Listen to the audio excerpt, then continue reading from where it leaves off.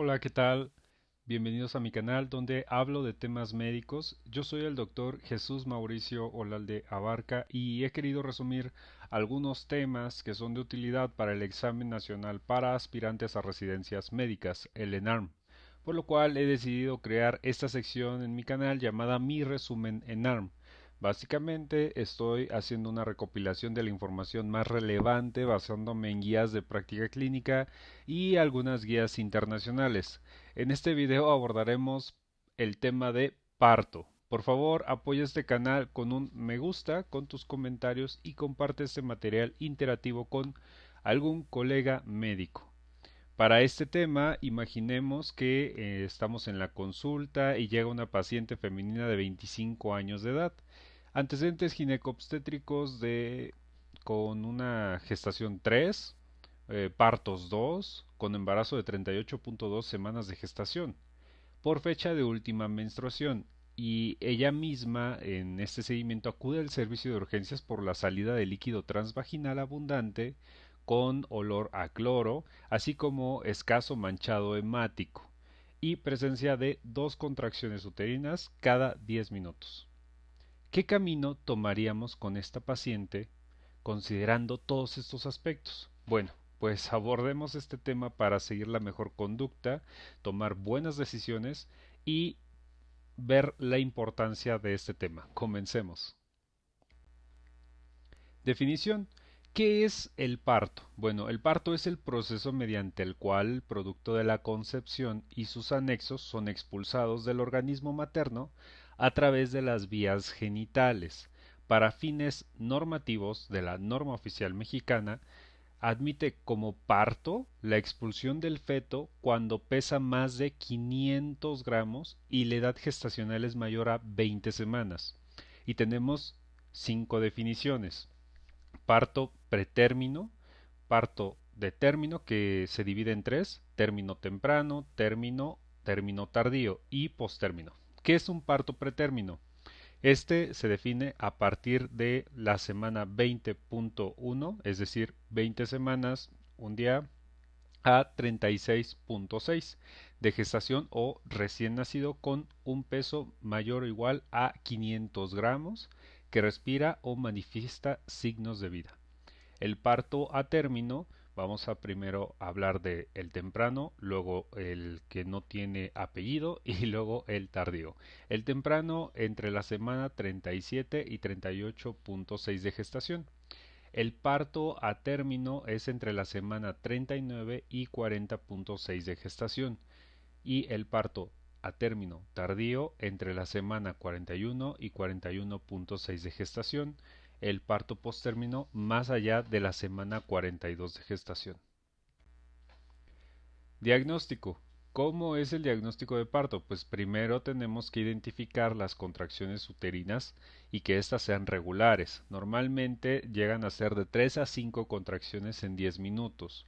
Hay borramiento y dilatación progresivos del cuello uterino y en ocasiones la paciente refiere expulsión del tapón mucoso. Fisiología del trabajo de parto. Bueno, durante la mayor parte de la gestación, el útero se mantiene en un estado funcional quiescente por la acción de diversos inhibidores como la progesterona, la prostaciclina y la relaxina. También existe una activación uterina. La activación uterina se lleva a cabo al final del embarazo por estrógenos, un aumento de receptores miometriales para oxitocina, las prostaglandinas, activación de canales iónicos y aumento de la conexina 43. La conexina 43 es una brecha aniónica que favorece la propagación del estímulo desencadenante de la contracción. Cuando vamos a la vía final común hacia la iniciación del trabajo de parto es probablemente debido a la activación del eje hipotálamo hipoficiario suprarrenal del feto. Este libera dehidroepiandrostenediona a través de la placenta, por parte de la placenta. Y al final del embarazo el útero presenta una distensión importante que genera desestabilización de los lisosomas miometriales, generando la liberación de fosfolipasa A2, con la consiguiente formación de prostaglandinas. En el último trimestre la cantidad de líquido amniótico disminuye, lo que genera mayor contacto del cuerpo fetal, principalmente la calota, con las paredes uterinas y los nervios del segmento del cuello uterino, que resulta en una estimulación hipotalámica refleja, lo que favorece la producción y liberación de oxitocina, también conocido como reflejo de Ferguson. Y tenemos las contracciones de Braxton Hicks, que estas contracciones son irregulares, no dolorosas y esporádicas. Ocurren por lo general en el tercer trimestre y son del todo normales, ya que no generan un borramiento ni dilatación cervical. Pregunta 1 de 3. ¿Cómo identificas si una paciente se encuentra en trabajo de parto? Bueno, de acuerdo a lo mencionado, debemos de corroborar la presencia de contracciones regulares, de 3 a 5 contracciones en 10 minutos, que estas deben de ser ininterrumpidas. El borramiento y dilatación progresivos del cuello uterino, es decir, el cervix. Y en algunos casos la paciente puede referir el desecho del tapón mucoso. Mecanismos del trabajo de parto. Consiste en la coordinación de las contracciones uterinas con los movimientos cardinales de la presentación fetal y el resto del cuerpo para pasar a través de la pelvis materna. Entonces hablamos de 3 puntos: la fuerza, el pasajero y el continente. Para que las contracciones uterinas, que son la fuerza, sean las adecuadas, se requiere tener un mínimo de 3 a 5 contracciones en 10 minutos, con una intensidad de 39 milímetros de mercurio. A continuación, voy a explicar el mecanismo del trabajo de parto, que el feto llega a generar en una presentación cefálica variedad de vértice, ya que es la presentación más común en el 95% de los casos. Bien, para evaluar los movimientos cardinales del feto durante el trabajo de parto se deben conocer unas condiciones. Entre ellas es la situación, presentación, actitud, posición y variedad de posición. ¿Qué es la situación? Es la relación entre el eje mayor del feto y el eje mayor de la madre. Entonces, obtenemos 3 situaciones: longitudinal, transversal y oblicua. Cuando hablamos de la presentación, es la parte del feto que se aboca o tiende a abocarse en el estrecho superior de la pelvis, que es capaz de llenarlo en su totalidad y de seguir un mecanismo de parto. Este puede ser cefálica o pélvica. La actitud es la relación que guardan las partes fetales entre sí, esto es, la cabeza flexionada hasta que la barbilla toca el esternón, los brazos flexionados sobre el tórax, muslos flexionados sobre el abdomen y piernas sobre muslos. Esta es la actitud más frecuente y se llama actitud de flexión. Las variaciones anormales a esta actitud son actitudes de deflexión. La posición es la relación que guarda el dorso fetal con el lado derecho o lado izquierdo de la madre. Ojo aquí, se parece a la situación, pero nada que ver. Aquí estamos hablando de el dorso fetal y en la situación es la relación del eje mayor. Ahora, variedad de posición es la relación entre el punto toconómico de la presentación con la porción anterior o posterior o transversal de la pelvis materna respecto al lado derecho o izquierdo. Y la presentación de vértice predomina la variedad occipital izquierda. Mecanismos de trabajo de parto. Bueno, existen, claro, diversos diámetros craneales, los cuales deben de adaptarse a los diferentes estrechos pelvianos, el estrecho superior, el estrecho medio y el estrecho inferior. Y se debe de realizar una pelvimetría clínica para conocer los siguientes diámetros conjugados. Empezando con el conjugado diagonal, es una línea que va del promontorio al borde inferior de la sínfisis del pubis. valorando durante la exploración bimanual y mide cerca de 12.5 centímetros. El conjugado verdadero es el que va de la distancia desde el promontorio al borde superior de la sínfisis del pubis. Luego tenemos el conjugado obstétrico. El conjugado obstétrico, como está en la imagen, es la distancia desde el promontorio al punto medio de la sínfisis del pubis. Y su medición se realiza restando de 1.5 a 2 centímetros de la distancia del conjugado diagonal. Mide alrededor de 10 a 11 centímetros. Luego tenemos el diámetro interespinoso. El diámetro interespinoso es un factor limitante en la cavidad media, debe ser aproximadamente 10 centímetros. Luego tenemos el diámetro antero-posterior del estrecho inferior, que va de la sínfisis del pubis al coxis y mide 13 centímetros. Y el diámetro intertuberoso, que mide 8 centímetros. También existen 4 tipos de pelvis. Tenemos la ginecoide, la antropoide, la androide y la platipeloide. El tipo ginecoide es el más común, con un estrecho superior de forma oval, paredes divergentes, pelvis media y espinas isquiáticas separadas. La pelvis, que es andropoide, posee una forma oval exagerada en el estrecho superior, siendo el diámetro mayor al anteroposterior. La pelvis androide es el tipo masculino con estrecho superior en forma de corazón, promontorio y espinas isquiáticas prominentes, con concavidad sacra poco profunda y paredes convergentes en la pelvis media. Y por último tenemos la pelvis platipeloide, que es ancha y plana, de forma oval, pero con diámetro mayor en el transverso. Bien, movimientos cardinales. Los movimientos cardinales son la combinación de movimientos que actúan de manera simultánea con pequeños o mayores márgenes de diferencia, que en sincronía con la actividad uterina, la dilatación cervical, realiza el feto para ser finalmente expulsado a través de la pelvis materna. Entonces tenemos el encajamiento. El encajamiento va a ser el paso del diámetro mayor de la presentación a un nivel situado por debajo del plano del estrecho superior de la pelvis.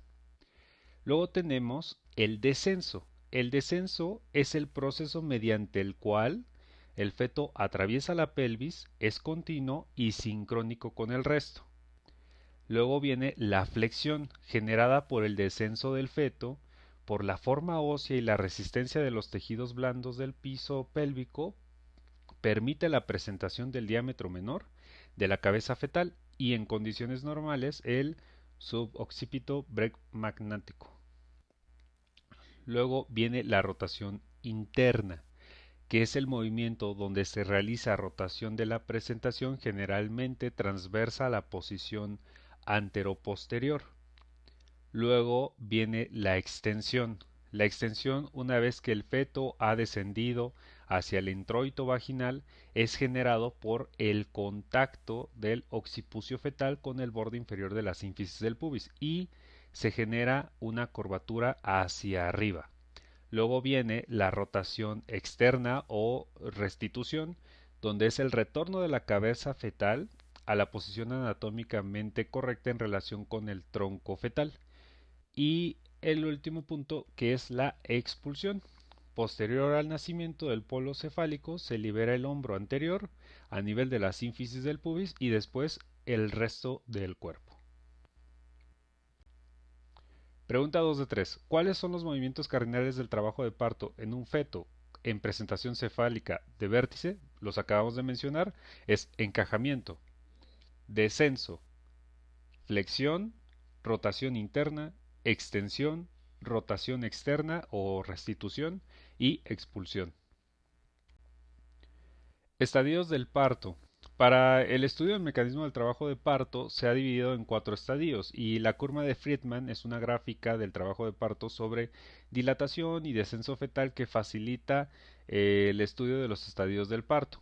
Primero tenemos que considerar el encajamiento cefálico, la dilatación cervical y cómo van a estar la parte de las posturas. Ahí vemos dilatación cervical en centímetros, que vemos la gráfica, cómo va aumentando de 2 y luego llega a la fase latente a tocar el punto número 3 y así va subiendo en el tercer plano hasta llegar a 10 de dilatación, donde ya tenemos incluso una actividad de la fase activa para el punto de expulsivo. Pero vemos que existen unas fases de aceleración, pendiente y desaceleración. Bueno, en el primer estadio comprende entre el inicio del trabajo de parto y la dilatación cervical completa. Tiene una duración promedio, dependiendo de si es nulípara o multípara, de 10 a 24 horas en nulíparas y de 8 a 18 horas de multíparas, dependiendo de la bibliografía. Se divide en dos fases. El primer estadio se divide en dos fases. La fase latente, que es el intervalo comprendido entre el inicio del trabajo de parto y el punto en el que se observa un cambio de la progresión de la dilatación cervical, por lo general hasta los 3 a 5 centímetros de dilatación. Y dependiendo, en las nulíparas va a haber un promedio de 6 a 20 horas y en multíparas de 4 a 14 horas. Luego está la otra fase, la fase activa. La fase activa es el intervalo que se asocia con una mayor progresión de la dilatación cervical e inicia de 3 a 5 centímetros o más de dilatación.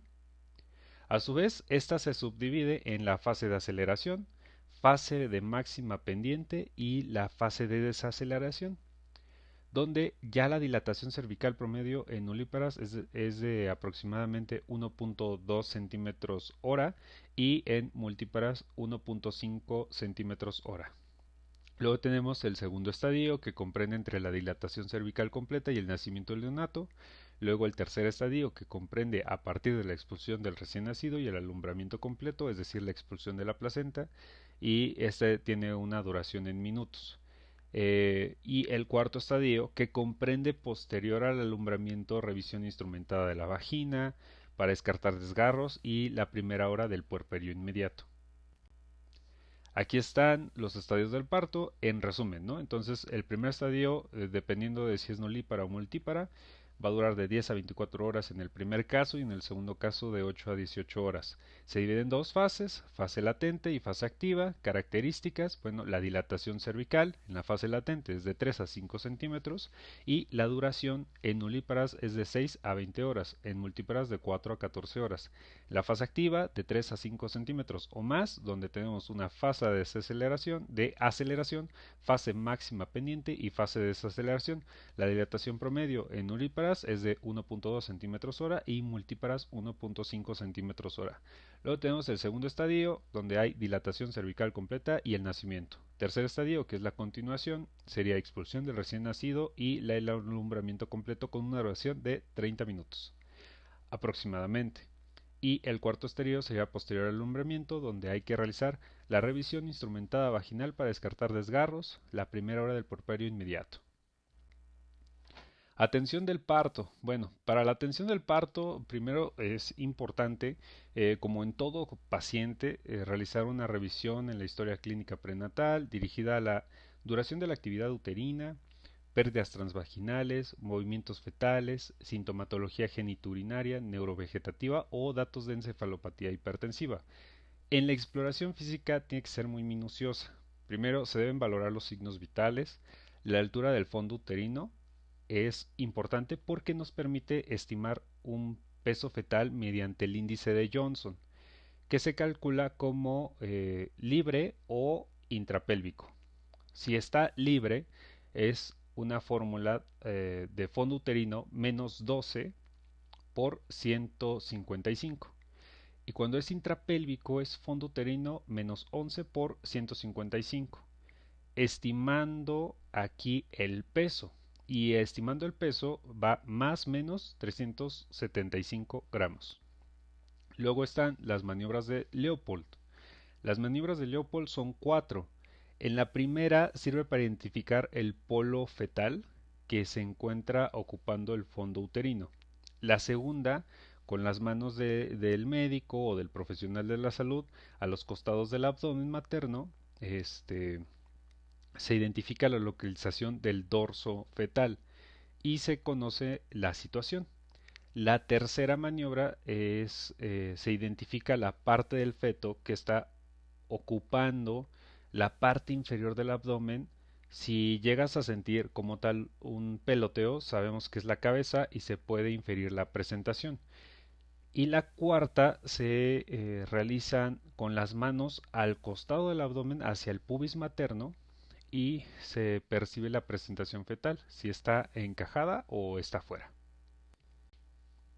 Bien, también se debe de realizar tacto vaginal, que se podría estimar el índice de Bishop, que se valora dilatación, borramiento, consistencia, posición cervical, integridad de membranas corioamnióticas y altura de la presentación. Entonces, vemos que en la exploración, dilatación cervical en centímetros, tenemos puntos desde el 0 hasta el 3. Entonces, 0 significa cerrado, 1 significa de 1 a 2 centímetros, 2 de 3 a 4 centímetros y el punto 3 sería de 5 a 6 centímetros. El borramiento cervical en porcentajes va del 0 al 30% en el punto 0, de 40 a 50% en el punto 1, de 60 a 70% en el punto 2 y de 80 o más de 80 en el punto 3.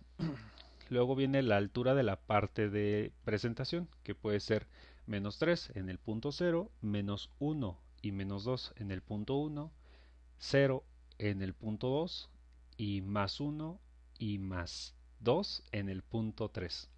Luego viene la consistencia del cuello uterino. En el punto 0 es firme, en el punto 1 es media y en el punto 2 es blanca. No hay correlación con el punto 3. Y en la posición del cuello uterino, en el punto 0 es posterior, en el punto 1 es media, en el punto 2 es anterior.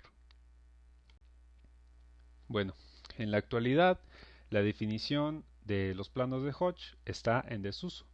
La altura de la presentación se valora por medio de las estaciones de Lee. Entonces también puede existir una correlación con Hodge, pero las cuales se valoran en relación con las espinas isquiáticas en menos 5, menos 4, menos 3, menos 2, menos 1, cuando se sitúan a 5, 4, 3, 2 y 1 centímetros por arriba de ellas, respectivamente.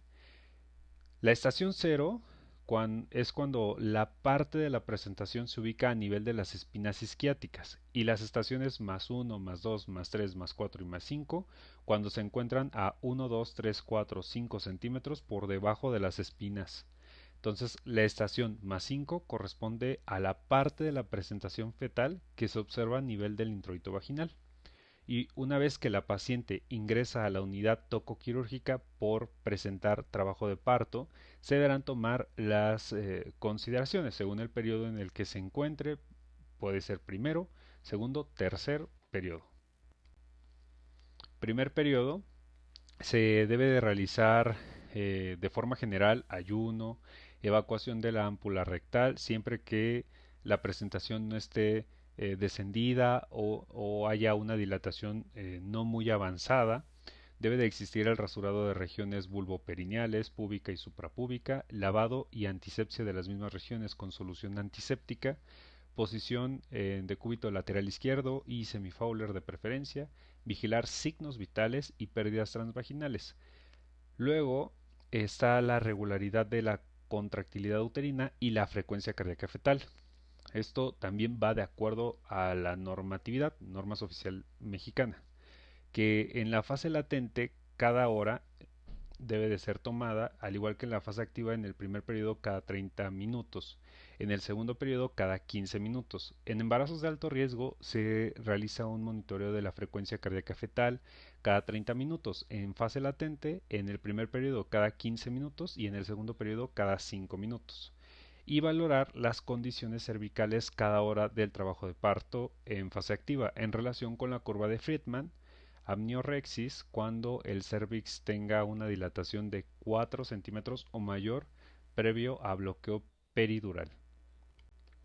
Segundo periodo, que es en la sala de expulsión, bueno, se debe de realizar de manera general lo siguiente: monitoreo continuo de signos vitales maternos, vigilar la frecuencia cardíaca fetal continua, colocación de la paciente en posición de litotomía, aseo de la región anal, vulvoperineal, púbica, suprapúbica, inguinocrural y glúteas y antisepsia de dichas regiones. También cateterismo vesical, colocación de campos estériles. La realización de la episiotomía queda a juicio del clínico del médico de mayor experiencia durante el procedimiento y se deberá realizar una valoración individual de cada paciente.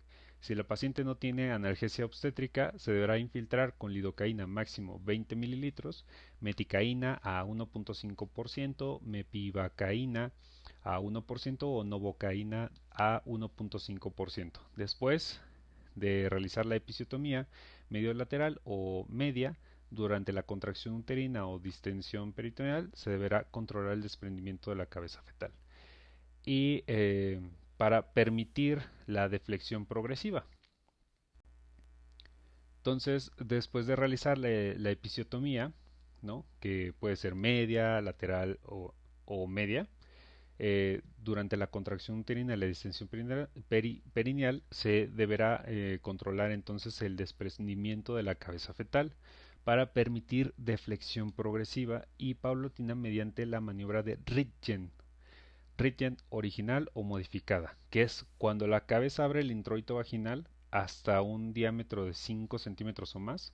Sobre el perineo se colocan los dedos extendidos en una mano para ejercer presión, pero mucha presión, hacia adelante en el mentón del feto.